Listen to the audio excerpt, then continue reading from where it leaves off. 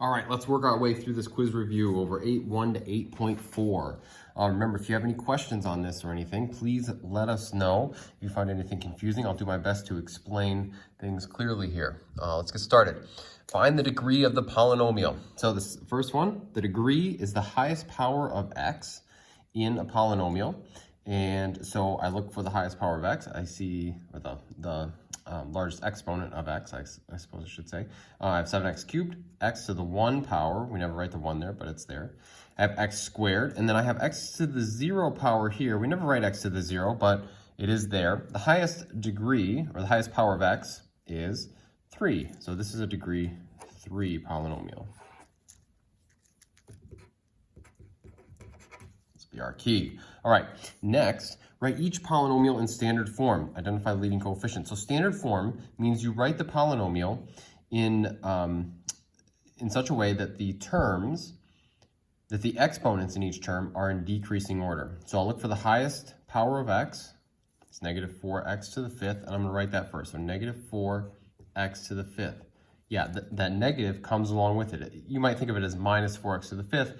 I like thinking of it as negative 4x to the 5th, or plus negative 4x to the 5th. So anyway, that whole thing goes to the front. The next highest power is, next highest exponent is 2, second power. So I've got plus 7x squared because it's positive. And then I have a 1 power here, so x to the 1, so plus x, and then plus 8, which is our 0 power term, or our constant term, right?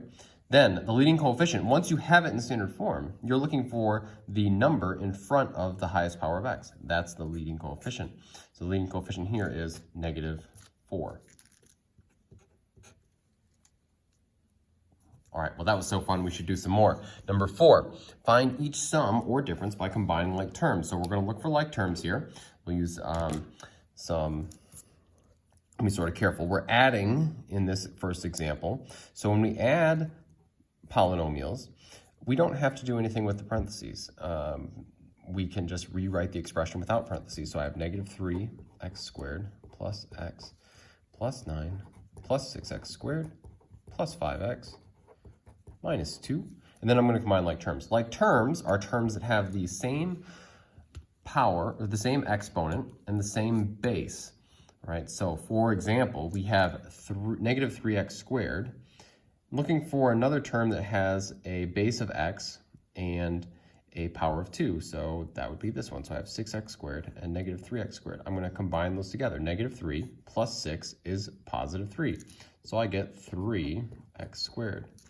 Then I look for more like terms. Here I have an x to the 1 power and another x to the 1 power here. So if I take 1x to the 1 power and 5x to the 1 power, add those together, combine them, it's plus and plus. So 1 plus 5 gives me 6x.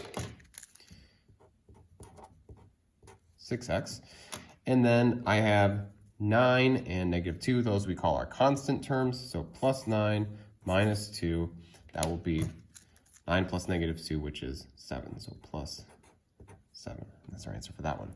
Now, on subtraction problems, we have to be sort of careful. With subtraction, we can't just rewrite it without parentheses. Over here, you can think of adding as distributing a positive 1. 1, 1, 1. But over here, we're distributing a negative 1. In other words, we have to multiply everything inside these parentheses here by negative 1. So I get this. The first expression, we can just rewrite. Good job talking. But here we have to distribute the negative to each term. So it's negative 1 times 3a, that's minus 3a. Negative 1 times 6b is minus 6b. The other thing way you can remember that is a negative out in front is going to just change the signs on all the terms inside the parenthesis. Now I'm going to combine like terms. I have 8a and minus 3a. Those are both to the 1 power, same base. So 8 minus 3 is 5, or 8 plus negative 3 is 5. So 5a. I have 5b minus 6b. Again, those are like terms. So positive 5 minus 6 is going to be minus 1b, or we can just write minus b. Okay, let's keep on going here. So here we are going to find the products. So this first one, I'm going to distribute this negative 3m cubed to the m to the fourth, and I will get negative 3. So multiply the constants first. Negative 3 times 1 is just negative 3. And then I'm going to take and multiply the m's. So m to the third times m to the fourth is going to give me m to the seventh. Okay. When you multiply powers, you add the exponents. Then we're going to take negative 3m cubed and multiply it by negative 2m to the fifth. So the constants I'll do first, I'll multiply first. Negative 3 times negative 2 is positive 6, so plus 6. And then m cubed times m to the fifth, that's going to be m to the eighth power.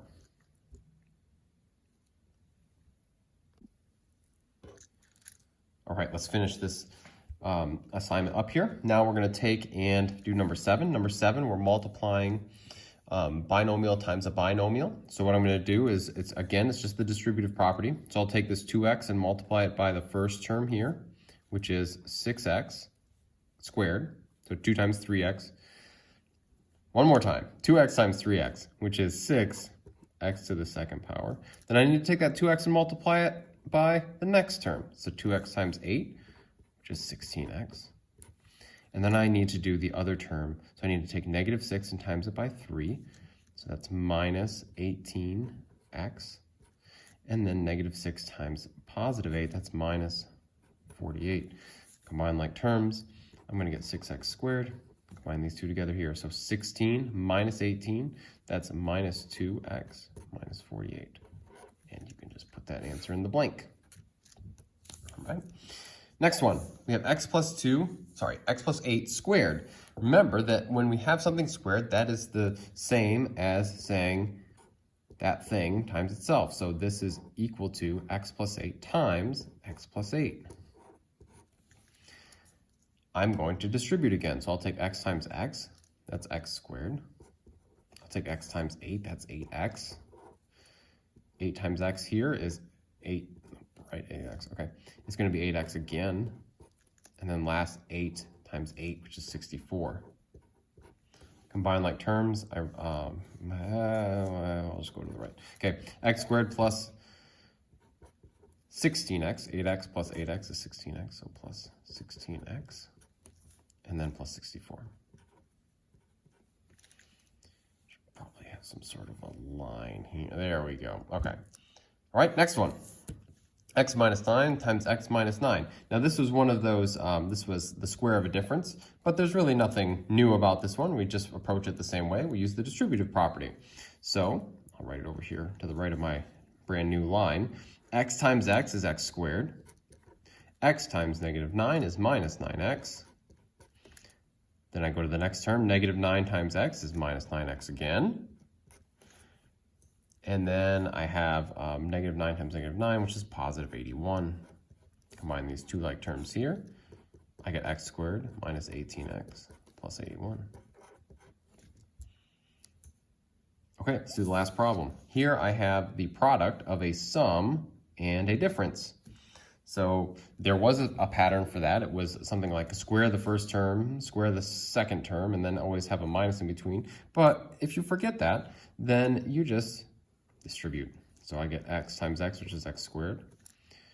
5 times, try again, x times negative 5.